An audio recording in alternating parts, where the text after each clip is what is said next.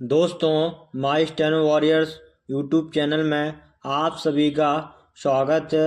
अगर आप चैनल पर नए हैं तो चैनल को सब्सक्राइब करें और बेल आइकन को ज़रूर दबाएं। डिक्टेशन स्टार्ट होगी 5 सेकंड बाद।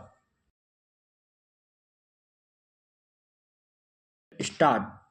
उपाध्यक्ष महोदय, वर्तमान वित्त अधिनियम सदन के सामने प्रस्तुत है।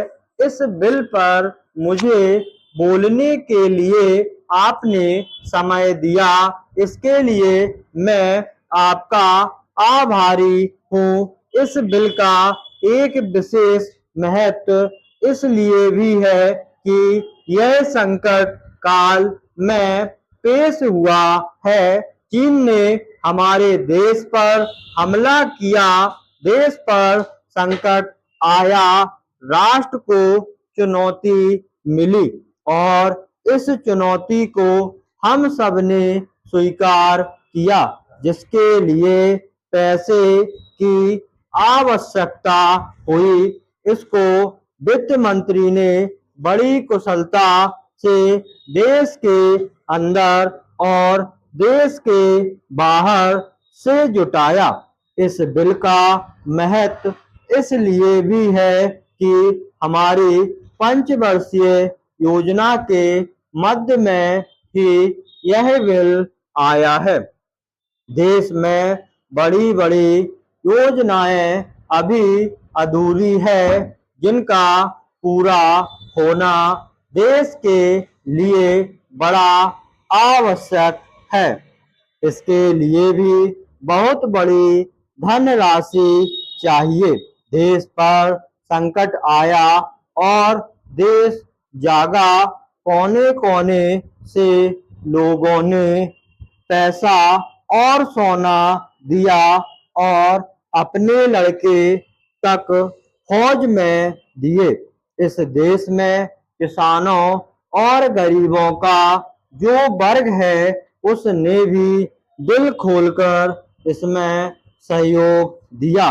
उसके बाद जो उन पर अधिक बोझ कर के रूप में पड़ रहा है या अनिवार्य बचत योजना के रूप में पड़ रहा है, उसको भी वे खुशी खुशी सहन करने को तैयार हैं। परंतु वे सरकार से भी कुछ चाहते हैं। वे चाहते हैं कि उनकी जो गाड़ी कमाई का पैसा है, खून पसीने का जो पैसा है, वह व्यर्थ के कार्यों में ना जाए और उसका सदुपयोग हो। इसके अतिरिक्त उनकी कुछ अपनी दिक्कतें और परेशानियां हैं, जिनकी ओर सरकार का ध्यान चाहिए। इस आपातकाल के समय में तो इनको आए दिन की कठिनाइयों से राहत मिलनी चाहिए। ऋण लेने में और अन्य कार्यों में जो अड़चनें पड़ती हैं, वे दूर की जाएं। किसान भारत की रीढ़ है। अगर इनको सुविधाएं दी जाएंगी तो देश आगे बढ़ेगा। आज जहां देश के साधारण लोगों ने इस सरकार का हाथ बटाया, वहां एक वर्ग ने, जो कि धनी वर्ग कहलाता है, अपने साधनों के अनुसार सरकार के सुरक्षा कार्यों में सहायता नहीं की। मैं यह नहीं कहता कि उन्होंने बिल्कुल सहायता नहीं की, लेकिन अपनी स्थिति के अनुसार सहायता नहीं की।